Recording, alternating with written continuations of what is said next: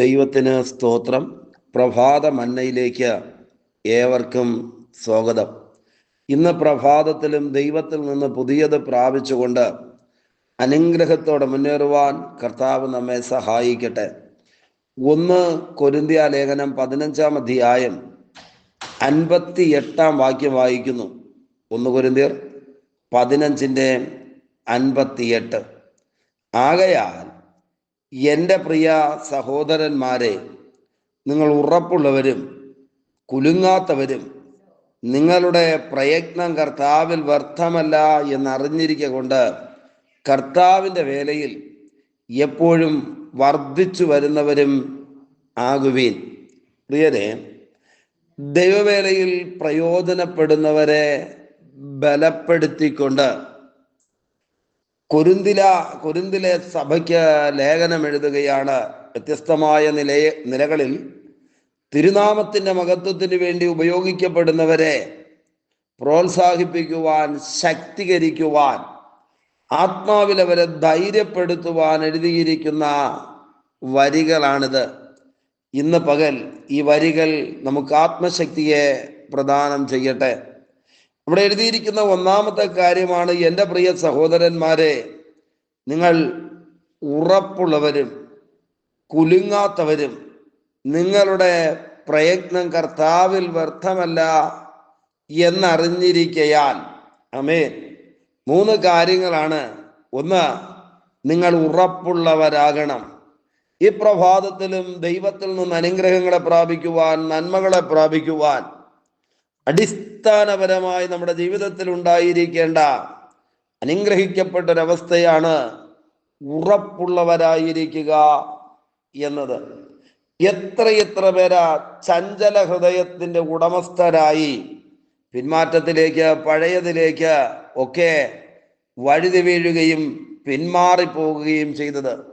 ഇന്ന് ക്രിസ്തീയ അനുഭവങ്ങൾക്കകത്ത്, ക്രിസ്തീയ പ്രവർത്തനങ്ങൾക്കകത്ത് കൃപയാൽ പ്രതിസന്ധികളുണ്ടെങ്കിലും പ്രതികൂലങ്ങളുണ്ടെങ്കിലും ശത്രു പ്രബലനായിട്ട് മുൻപിൽ വന്നാലും നാം ഉറപ്പുള്ളവരായി മാറണമെന്ന് തിരുവചനം നമ്മോട് ആവശ്യപ്പെടുകയാണ്. അങ്ങനെയാണെങ്കിൽ ഈ സന്ദേശം നമ്മൾ കേട്ടുകൊണ്ടിരിക്കുമ്പോൾ തന്നെ പരിശുദ്ധാത്മാവ് പ്രാർത്ഥനയിൽ, ആരാധനയിൽ, ദൈവകൃപയിൽ, വിശുദ്ധിയിൽ, ദൈവത്തിൻ്റെ വേലയിൽ, തിരുവചന ധ്യാനത്തിലൊക്കെ നമ്മെ ഉറപ്പിക്കുന്ന ദിവസമായി തീരട്ടെ. ഒരു തീരുമാനമെടുക്കുവാൻ കഴിയാതെ, നന്നായിട്ട് മുൻപിലോട്ട് പോകുവാൻ കഴിയാതെ കുറച്ച് ദിവസം പ്രാർത്ഥിക്കും, പിന്നെ പ്രാർത്ഥിക്കാൻ പറ്റുന്നില്ല. ഒന്ന് ദൈവത്തെ ആരാധിക്കും, എന്നാൽ മനസ്സ് ആഗ്രഹിക്കുന്നത് പോലെ ദൈവത്തെ ആരാധിക്കാൻ പറ്റുന്നില്ല. അങ്ങനെയൊക്കെയുള്ള വെല്ലുവിളികളുടെ നടുവിലൂടെ കടന്നു പോകുന്ന ആരെങ്കിലും ഉണ്ടെങ്കിൽ ഈ പ്രഭാതം ദൈവം ചിലരെ ഉറപ്പിക്കുന്ന പ്രഭാതമായി തീരട്ടെ. അതുകൊണ്ടായി വാക്യം പറയുന്നത്, എൻ്റെ പ്രിയ സഹോദരന്മാരെ, നിങ്ങൾ ഉറപ്പുള്ളവരും. 2ാമത്തെ കാര്യം എഴുതിയിരിക്കുന്നു, കുലുങ്ങാത്തവരും. ആമേൻ. ജീവിതത്തിന് നേരെ പ്രതികൂലങ്ങൾ വന്നാൽ, പ്രവർത്തനങ്ങൾക്ക് നേരെ പ്രതിസന്ധികൾ വന്നാൽ, പിടിച്ചു നിലനിൽപ്പിനെ തന്നെ ചോദ്യം ചെയ്യുന്ന ഒന്നിലനേകം പ്രതിസന്ധികൾ എഴുന്നേറ്റ് വന്നാൽ അതിനകത്ത് കുലുങ്ങാതെ നിൽക്കാൻ തക്കവണ്ണം ദൈവം കൃപ നൽകി തരട്ടെ. ആമേൻ.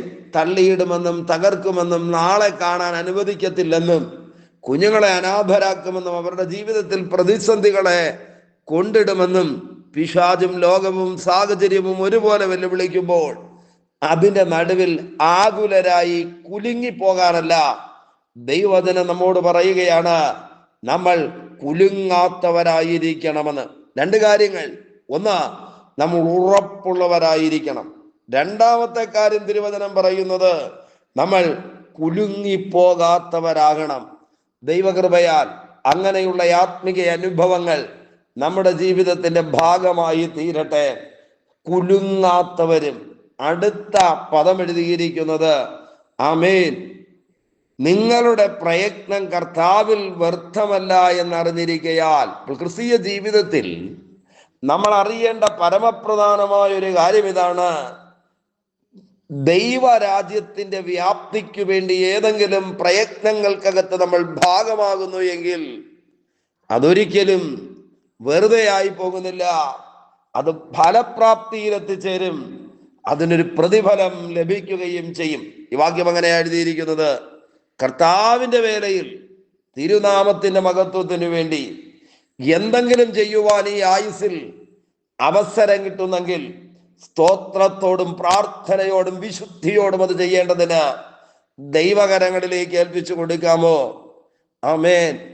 ഉറപ്പുള്ളൊരനുഭവത്തിൽ, കുലുങ്ങാത്തൊരനുഭവത്തിൽ ക്രിസ്തുവിന്റെ നാമത്തിന്റെ മഹത്വത്തിന് വേണ്ടി എന്തു ചെയ്താലും അതിന് പ്രതിഫലമുണ്ട് എന്ന് തിരിച്ചറിയുന്ന ആത്മിക അനുഭവത്തിലേക്ക് ഈ പ്രഭാതത്തിൽ നമുക്ക് കാല് വെച്ച് കയറാമോ?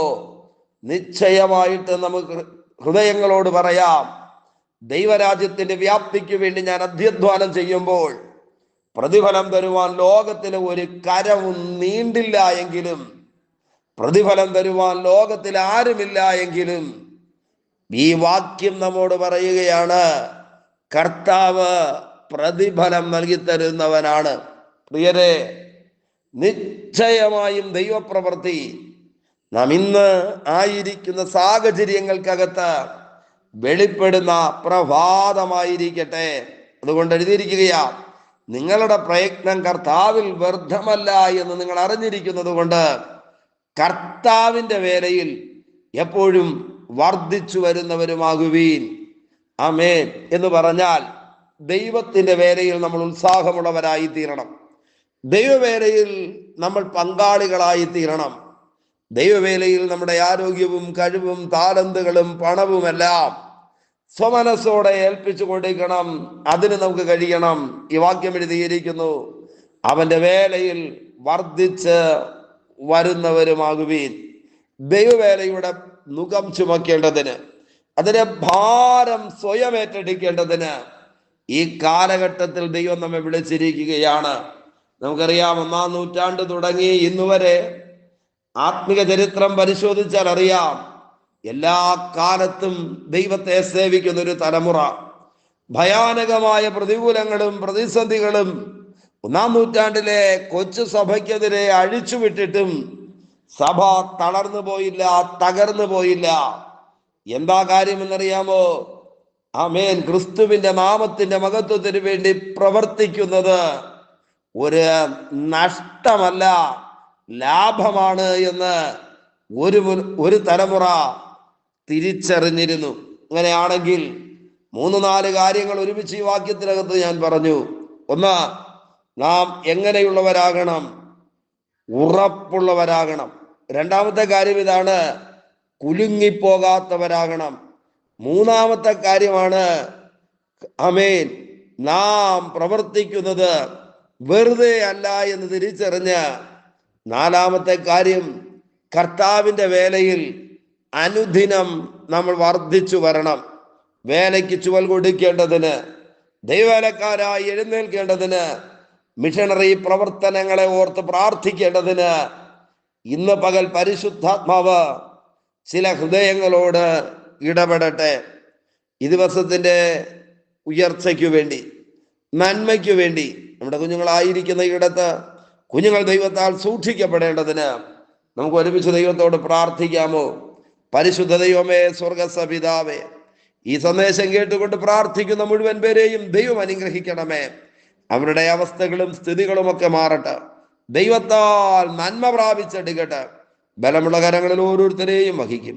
അധികാരമുള്ള യേശുവിന്റെ നാമത്തിൽ പിതാവേ, ആമേൻ, ആമേൻ. Okay, God bless you. ദൈവമായ കർത്താവ് എല്ലാവരെയും ധാരാളമായി അനുഗ്രഹിക്കട്ടെ. ആമേൻ, ആമേൻ.